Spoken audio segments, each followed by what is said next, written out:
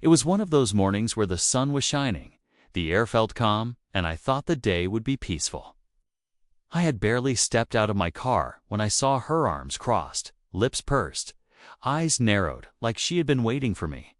You know the type, the self-appointed ruler of the neighborhood. It's the one who knows every rule in the HOA handbook, whether it's real or made up. She didn't waste a second before marching right up to me. Her voice was sharp, almost rehearsed, like she'd practiced it in front of a mirror. You have to find another place today. No good morning. No polite small talk, just that. Her tone made it clear she wasn't asking. She was ordering. For a second, I just stood there, wondering if I'd heard her right. My mind was racing. I hadn't broken any rules. I wasn't bothering anyone, and I certainly wasn't trespassing. Still, she stared at me like I was the biggest problem her neighborhood had ever seen. I tried to keep my voice calm, even though my heart was pounding. "I'm not leaving your neighborhood," I told her. The words hung in the air, and I could see her expression change. It wasn't anger anymore, was something closer to disbelief that I dared to talk back. Behind her, few neighbors peeked out from behind their curtains, pretending not to watch, but I could feel their eyes. On us, the street suddenly felt smaller, quieter, like the whole place was holding its breath. She stepped closer, lowering her voice, as if she didn't want them to hear what came next. That's when I realized this wasn't just about me parking here, or walking my dog, or whatever excuse she was about to use. There was something else. Behind her demand, something personal. And by the look in her eyes, I knew she wasn't about to let it go easily. What happened next turned an ordinary morning into a confrontation I'll never forget. And it's the reason I'll never look at this neighborhood the same way again. I took a slow breath, trying to read her face. There was something about the way she kept glancing toward the end of the street, like she was making sure no one else was coming. Her shoulders were tense, but her hands kept fidgeting.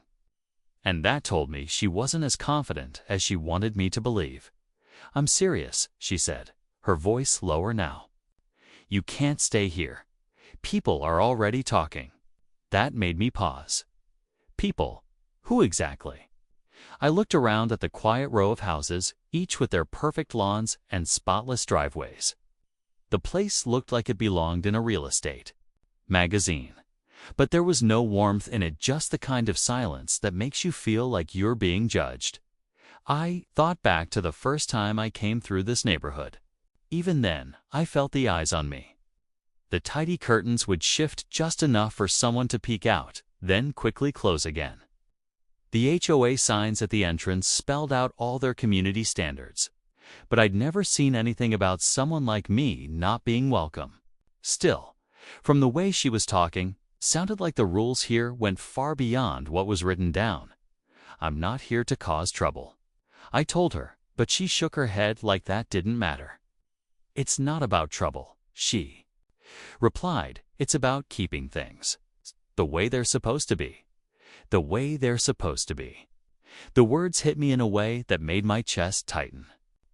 I wanted to ask what exactly she meant, but something told me she wouldn't give me a straight answer. Behind her, a man stepped out of his garage, then froze when he saw us. He watched for a second, then quietly went back inside, like he didn't want to be part of whatever was happening. That told me more than she had. I didn't move. I wasn't leaving. And the longer we stood there, the more I could feel the weight of whatever unspoken rule I was breaking. That's when I noticed something. Tucked halfway under her arm was a folded paper. And I had a feeling it was about me. Her fingers tightened around the paper when she saw my eyes drift toward it. She shifted it to her other side, almost like she was hiding it. That little move told me whatever was written there wasn't meant for me to see. "What's that?" I asked, keeping my voice steady.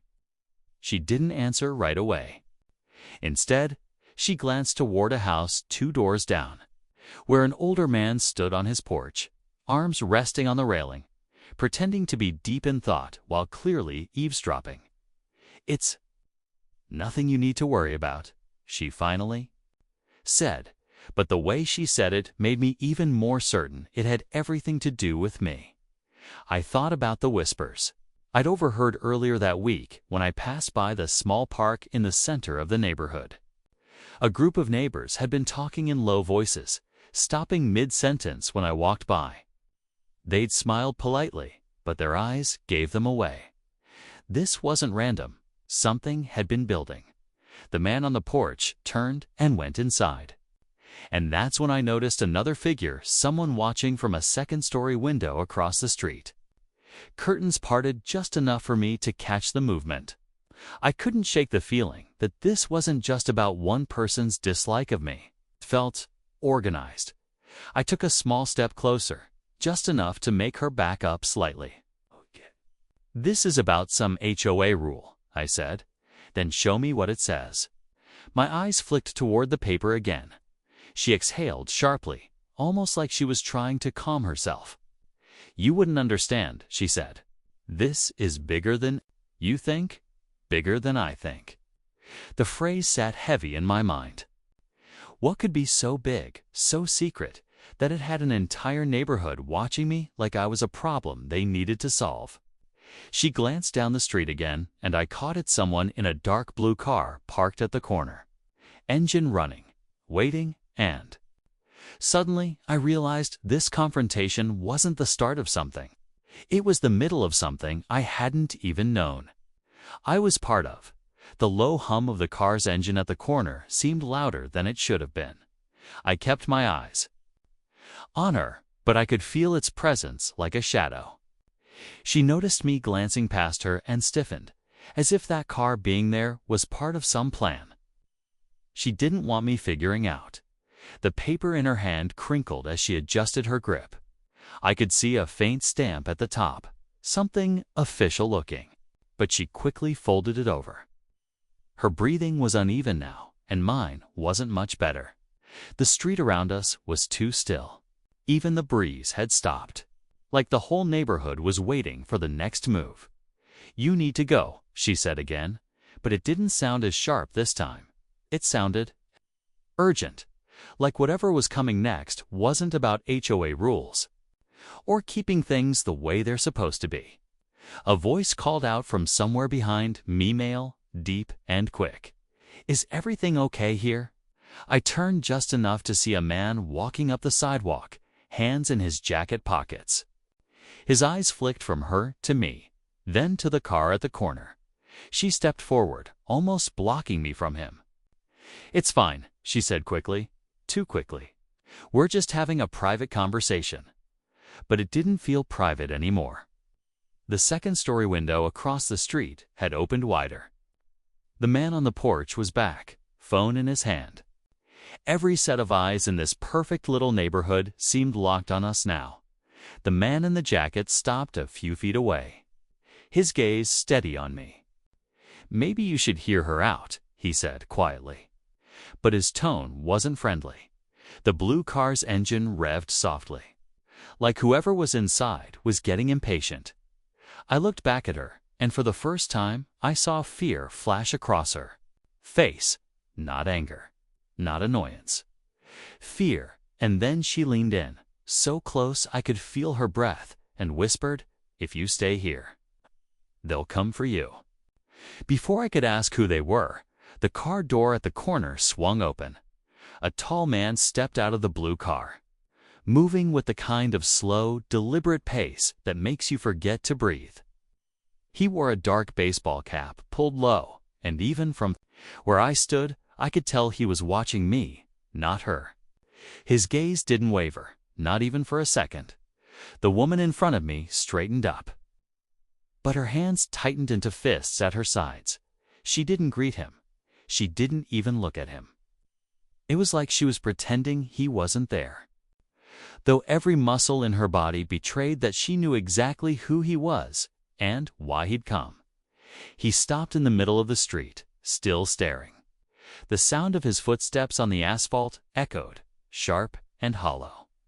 The neighbors who had been peeking from their windows, suddenly disappeared from sight, curtains snapping shut as if on cue.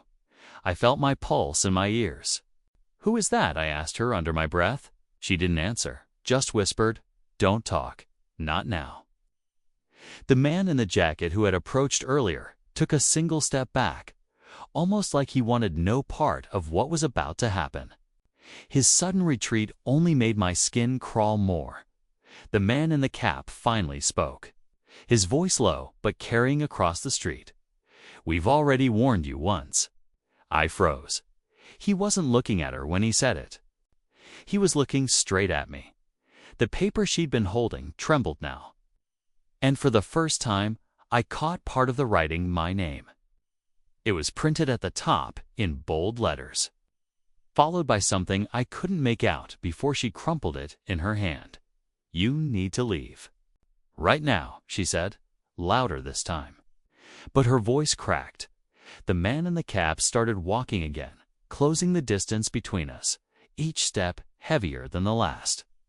The air felt thick, heavy with something unspoken, and every instinct in me screamed that whatever this was, it had been in motion long before today. And then, from somewhere deep in the neighborhood, I heard the sound of another engine starting this time, coming closer. The second engine grew louder, its low rumble cutting through the tense silence. The man in the cap paused mid